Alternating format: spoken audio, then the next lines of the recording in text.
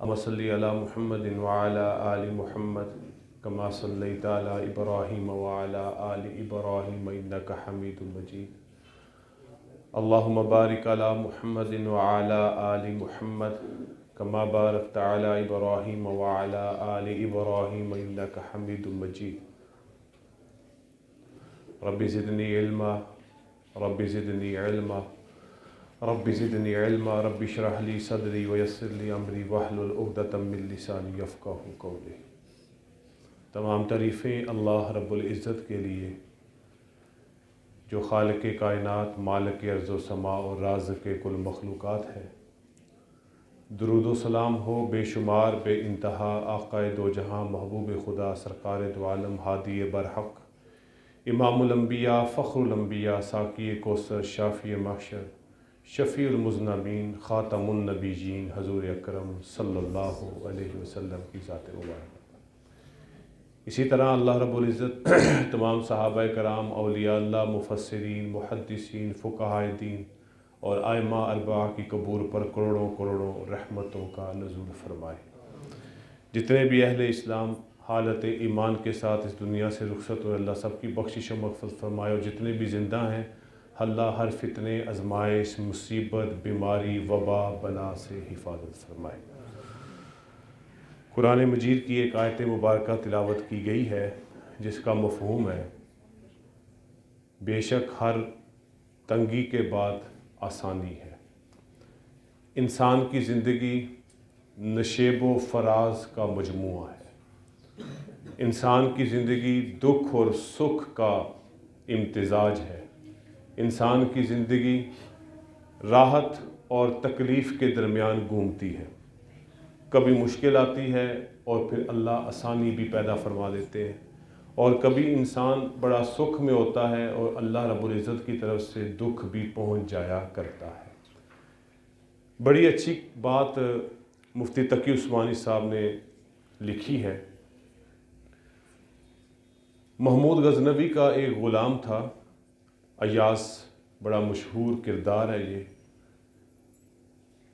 ایاز نے محمود غزنوی کو ایک انگوٹھی دی اور اس انگوٹھی پہ لکھا ہوا تھا، فارسی زبان میں، اردو میں بتا دیتا ہوں، کہ یہ وقت بھی گزر جائے گا، یہ وقت بھی گزر جائے گا۔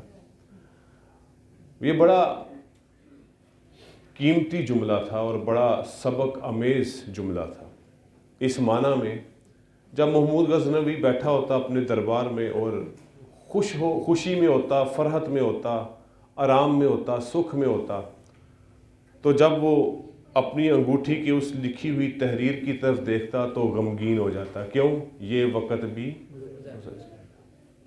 اس کو اندازہ ہو جاتا کہ یہ راحت، یہ خوشی، یہ آسانی، یہ سہولت ہمیشہ کے لیے نہیں ہے، یہ وقت بھی گزر جائے گا۔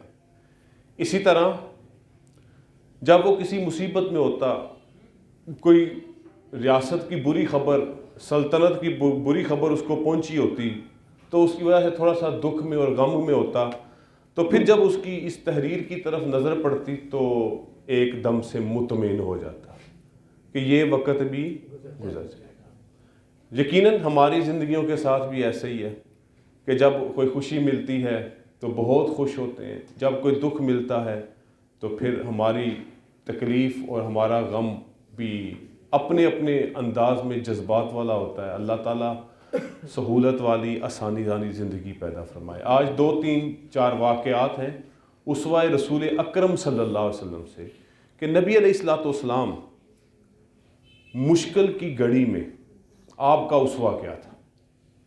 جب کوئی آپ پر مشکل، کوئی ایسا وقت ہوتا جو تنگی والا، اسرت والا ہوتا، کیونکہ ہمارا یہ الحمدللہ دعویٰ ہے لَقَدْ كَانَ لَكُمْ فِي رَسُولِ اللَّهِ أُسْوَةٌ حَسَنَةٌ، البتہ تحقیق تمہارے لیے رسول اکرم صلی اللہ علیہ وسلم کی زندگی بہترین نمونہ ہے۔ 3-4 واقعات ہیں، آپ نے علماء سے، اپنے اساتذہ سے ایک مرتبہ نہیں بارہا سنے ہوں گے۔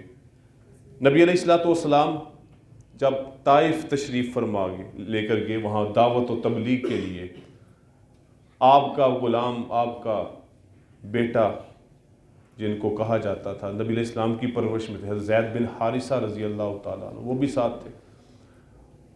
مختصر یہ کہ طائف میں آپ کو بہت ستایا گیا، بہت تنگ کیا گیا، بلکہ آپ صلی اللہ علیہ وسلم کا یہ ارشاد بھی موجود ہے کہ میری زندگی میں طائف سے زیادہ مشکل وقت کوئی نہیں آیا۔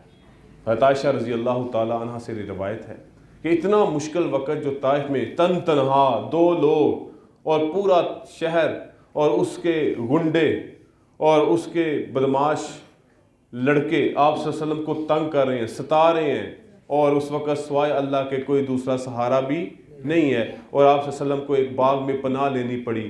وہاں پر فرشتہ بھی آپ پہنچا، حکم کریں ان کو 2 پہاڑوں کے درمیان پیس کے رکھ دیا جائے۔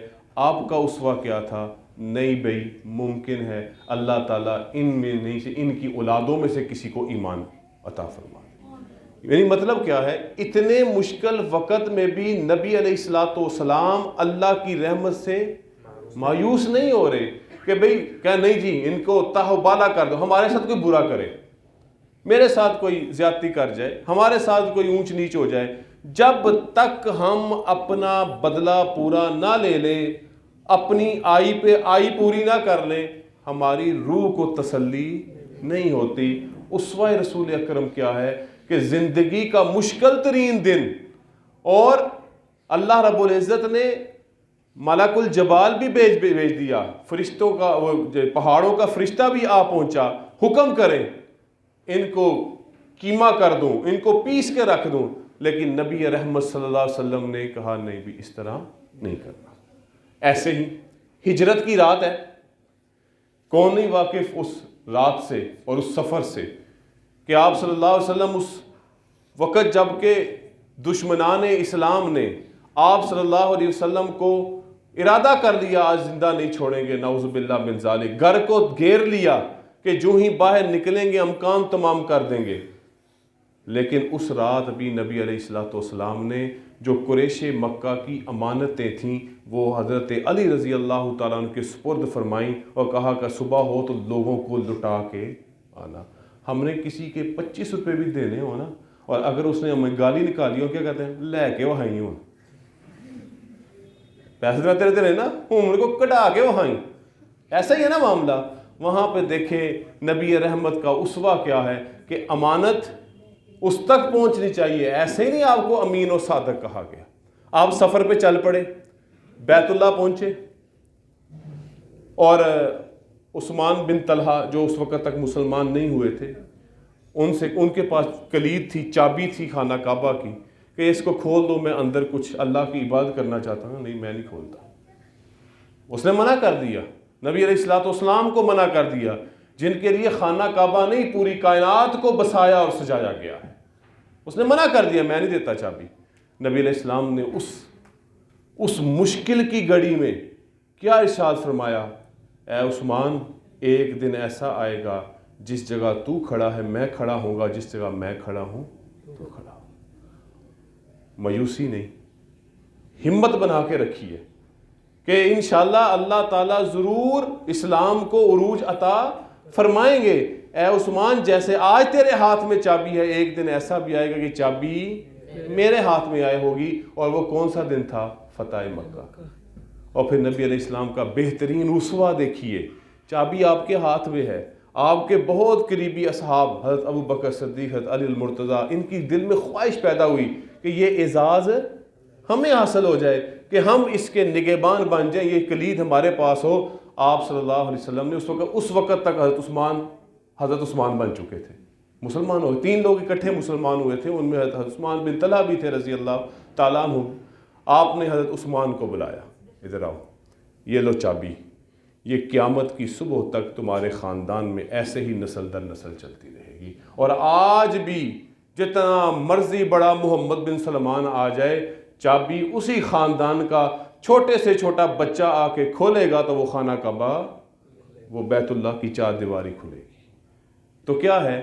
مصیبت کی گھڑی میں مایوس نہیں ہوئے، اور جب اللہ رب العزت نے آسانی پیدا کی، آپ کو جب اختیار دیا، تو اس وقت بھی اپنی حدود سے باہر نہیں نکلے۔ ہم کیا کرتے ہیں؟ غم آ جائے تب بھی اپنا کوئی پتہ نہیں، اللہ سے گلے شکوے، ہائے اللہ تو میرے نہ کی کیتا، تو خوشی آ جائے پھر بھی اللہ کا کوئی پتہ نہیں کہ اللہ ہے بھی کہ نہیں ہے، وہ یہ کیا کر رہے ہو، آج خوشی دا دن نے ہوتا ہے نا۔ اب تو ہم نے بعض، اللہ تعالیٰ ہم سب کو محفوظ رکھے، ہم نے بعض دینی پروگرام میں اب تالیاں بجتے بھی دیکھ رہے ہیں، ہو رہا ہے نا ایسے، تو یہ جذباتی بات ہو جاتی ہے کبھی کبھی، یہ بلکہ ختم نبوت کانفرنس میں پچھلے سال ایسا ہوا، پھر شاید کسی نے کہا یہ بھی نہ کرو، حمید گل کے بیٹے کی تقریر تھی، اس وقت بڑی تالیاں پیٹی گئی تھی، تو ہو جاتا ہے جذبات میں۔ لیکن ہم لوگوں کا کیا وتیرہ ہونا چاہیے، ہم لوگوں کا کیا طریقہ ہونا چاہیے کہ ہمیں خوشی اور غم میں اسوہ رسول اکرم صلی اللہ علیہ وسلم کے جو وہ حدود ہیں، انگلش میں کہتے ہیں، ان پیرامیٹر سے باہر نہیں نکلنا چاہیے۔ ایسے ہی نبی علیہ السلام چل پڑے، پیچھے اعلان ہو گیا جو نبی علیہ السلام کو گرفتار کر کے لائے گا اس کو 100 اونٹ ملیں گے، 100 اونٹ ملیں گے۔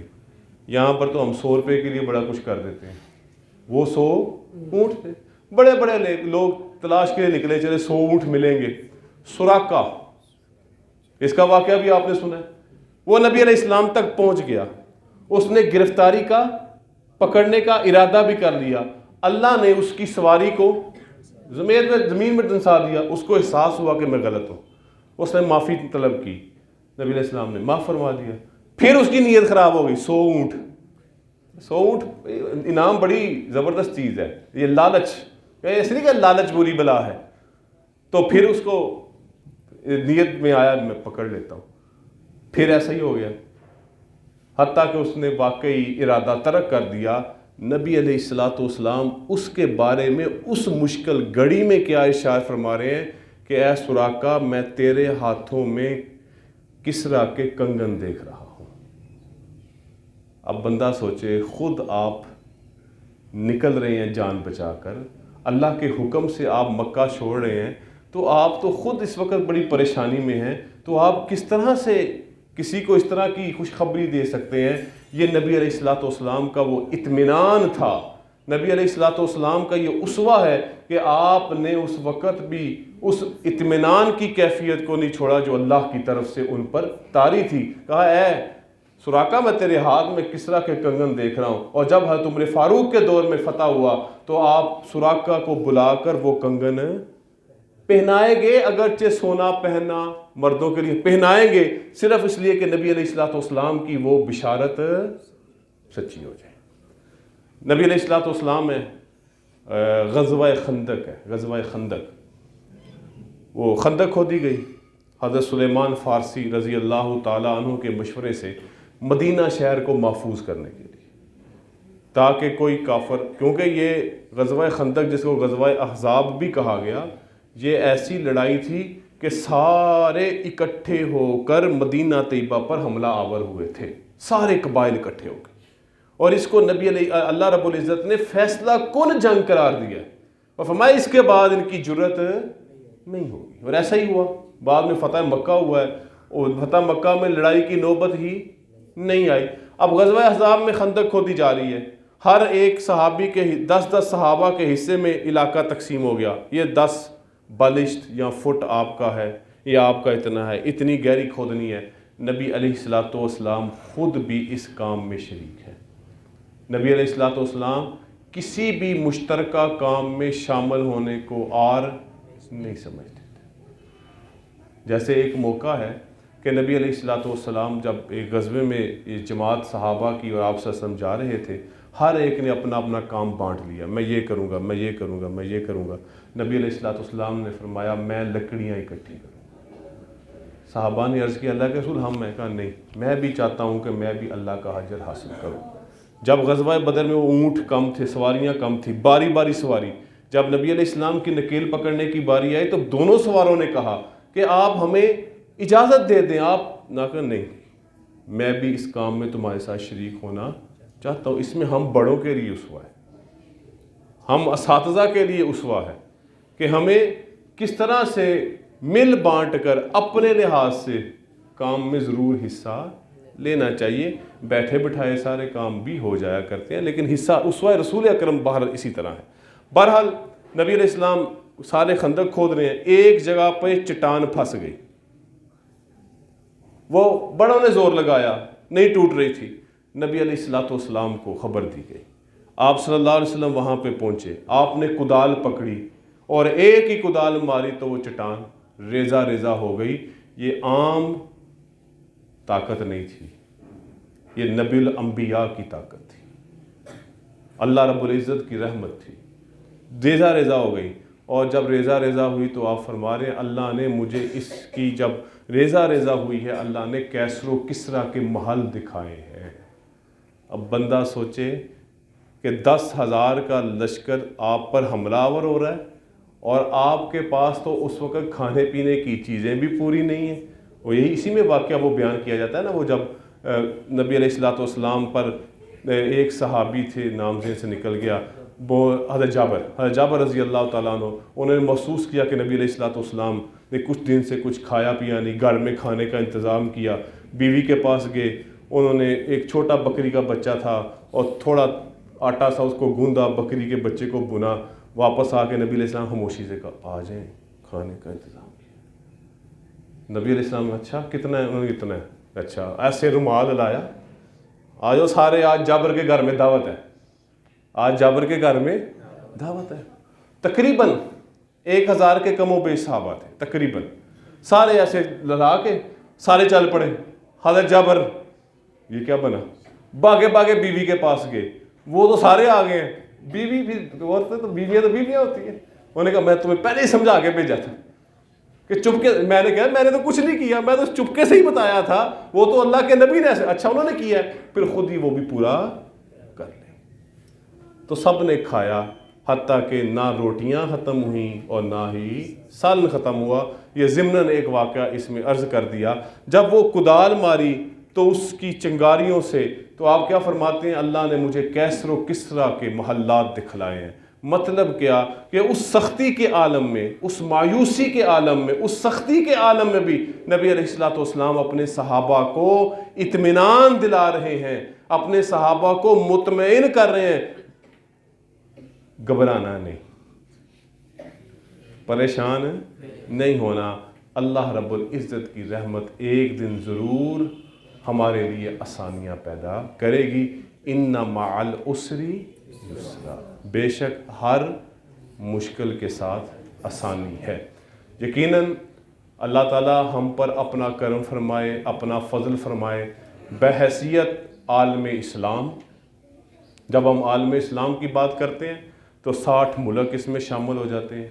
बहैसियत पाकिस्तान और ऐसे ही दीनी मदारस कि हर वक्त किसी न किसी मरहले में मुश्किल में होते हैं, लेकिन ये हमारे अकाबिर का खुसूसन मदारस के हवाले से, खुसूसन दीनी मराकज़ के हवाले से, ये उनकी साबित कदमी होती है और उनकी हौसला अफजाई होती है कि अल्लाह रब्बुल इज़्ज़त इस मुश्किल घड़ी को बड़ी आसानी से निकाल देते हैं।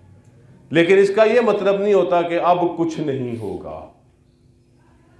दजाली ताकतें, शैतानी कुव्वतें हर वक्त आंख टिका के लगी होती हैं, कब ये सुस्त पड़े तो हम इन पे हमला कर दें। लेकिन इनको क्या मालूम कि ये अकेले नहीं हैं, ये अल्लाह के कुरान के मुहाफ़िज़ हैं। अल्लाह ने इनकी ज़िम्मेदारी लगाई है। जब कुरान का मुहाफ़िज़ खुद खुदा है तो जो कुरान को हिफ़्ज़ करने वाले, इसके उलूम व फ़नून की हिफाजत करने वाले हैं, तो अल्लाह इनका भी खुद मुहाफ़िज़ है, बशर्ते के हमारी नीयतों में गड़बड़ पैदा ना हो। नीयत ख़राब होगी तो वो हिफाजत भी अल्लाह उठा देंगे। हम अपनी नीयत को अपने दीन के साथ खालिस रखें, अपने दीन के साथ मोहब्बत को खालिस रखें, अल्लाह और अल्लाह के रसूल की अताअत को खालिस रखें। यकीन जानिए, सच्ची बात यह है कि कितने ही हमने उलमा देखे जिनकी जेब में देला भी नहीं होता, लेकिन ज़िंदगी बड़ी मुतमईन होती है, बड़े इत्मीनान में होते हैं। और कितने ही लोग हमने ऐसे देखे, लाखों करोड़ों की दिहाड़ी लगाने वाले आपके शहर में मौजूद हैं, फिर भी बेचारे रात को नींद की गोलियां खा के सोते हैं। आपको अभी कहा जाए ना सो जाओ, फिर उठाने वाले कोई आएगा उठाने के लिए, वरना आप भी उठेंगे नहीं।